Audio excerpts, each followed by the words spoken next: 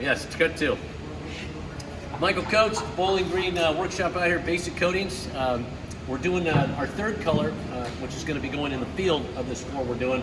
And this is a color that was designed by our stain technician, Mr. Tim Nathan, called Bear. If you like that bear look, the raw wood look, this is what we're going to do. So we did clear base. I've got 10 parts clear base, 1 part white for this formula.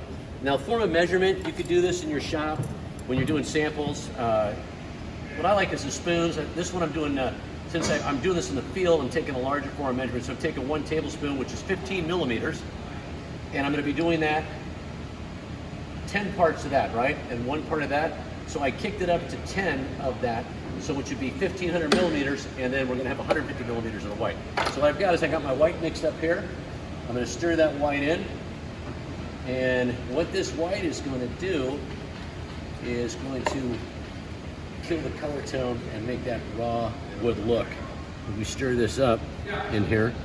And benefits of basic coatings, 2 to 4 hour dry time, roll on with a microfiber roller, cut it with your microfiber pad, and wipe up with white terry cloth towels.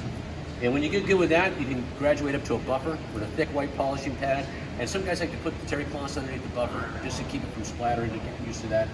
But many, many benefits. I will say this, that you have not been out here to our training for basic coatings, put in your calendar, get you and your team of guys and gals to get out here for our training in Bowling Green.